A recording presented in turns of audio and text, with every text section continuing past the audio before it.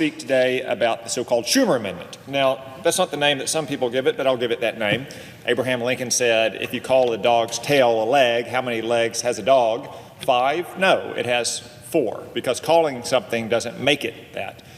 In the same way, you can call a bill bipartisan because there are some Republicans on that bill, and if the Republicans have simply acquiesced to the Democrats' position, it's a Democratic bill. Calling it bipartisan doesn't make it so.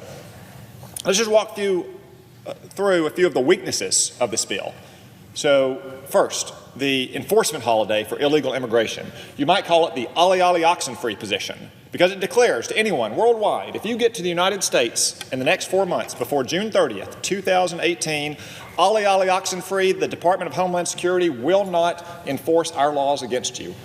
Don't take my word for it. Look at it right here. In fact, it was done in handwriting last night. I suspect some of my Republican colleagues on this bill didn't even know that this change was made. It used to be January 1, 2018, and you had to be present for at least 5.5 years. That's not great, but it's better than a prospective enforcement holiday that says if you get to this country illegally in the next 4 months, we will not make you an enforcement priority. So come on in, everyone. If you get here by June 30th under this amendment, the Department of Homeland Security will not make it a priority to enforce our laws against you. Second, let's look at the amnesty that it provides. Now, the President has been extraordinarily generous in his offer to our Democratic colleagues. He didn't say legal status for 690,000 people who are enrolled in the Obama-era DACA program. He said citizenship.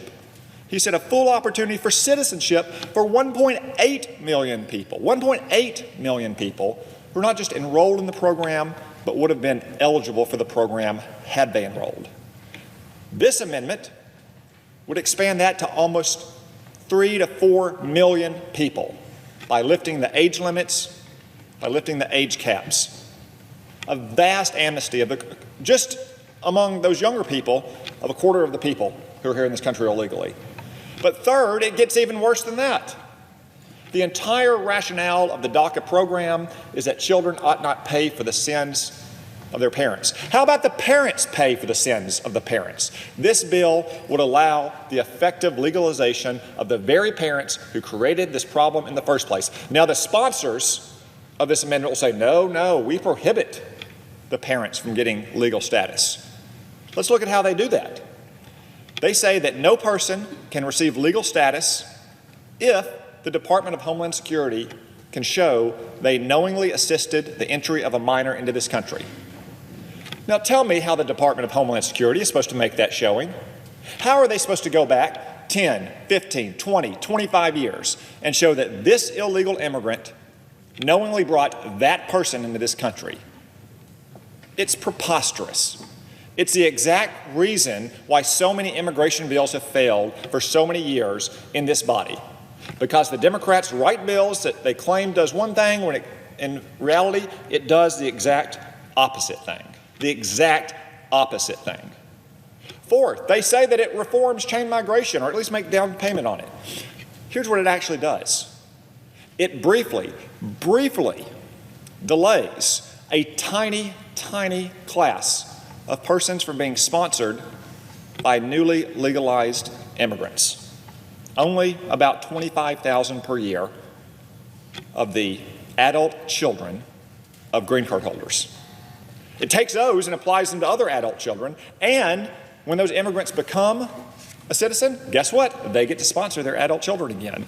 So it makes, in practice, not a single change to the practice of extended family chain migration, which is responsible for so much of the unskilled and low-skilled immigration we've had in this country over the last 40 years.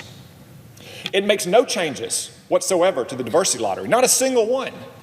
Not a single one, even though every other provision under serious consideration has at least eliminated that lottery and reallocated those green cards towards other purposes, like clearing out that family-based backlog, clearing out the high-skilled backlog. Now, some people say that, it appropriates $25 billion, $2.5 billion a year for 10 years for the border wall. It does no such thing. Again, says one thing, does another. gives $2.5 billion for the first year, can't be spent on physical barriers. And then every year after that, it makes that money contingent on a report and a certification by the Department of Homeland Security that is purposefully onerous, difficult to achieve, and therefore means the money likely will not be available in future years. And of course, if a Democratic president comes into office in the 10 years of this bill, we know that his Department of Homeland Security will never submit that report certification, and that money will never be spent. And finally, this amendment has no chance of becoming law. Zero chance. Shouldn't pass this chamber to begin with. But even if that were to happen, President Trump issued a veto threat just minutes ago. The House of Representatives is not going to pass this bill. They probably won't even take it up, as they didn't take it up the last time the Senate passed a terrible immigration bill. So, my friends, this Democratic bill deserves to be roundly defeated. There is one bill that has a chance to pass the House of Representatives and get the president's signature, and that is the president's framework proposal, which again, in a very generous and humane fashion, gives citizenship, not just legal status, but citizenship to 1.8 million young people who were brought here or came here before the age of accountability.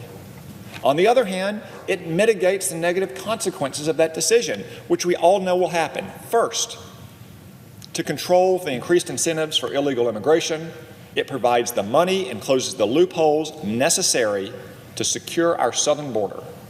And second, to prevent that newly legalized class of citizens from sponsoring the very parents who created this problem in the first place, and their siblings, and ultimately their grandparents, and their aunts, and their uncles, and their cousins, and their nieces, and their nephews. It ends the practice of extended family chain migration and says that American citizens can always sponsor their spouses and their minor kids, but anyone else, any other adult, should stand on their own 2 feet if they want to immigrate to this country. That's what the president has said he will sign. That is therefore what the House of Representatives can pass. That is the bill that should pass today, the bill that's sponsored by Chairman Grassley of the Judiciary Committee. Mr. President, I yield the floor. The clerk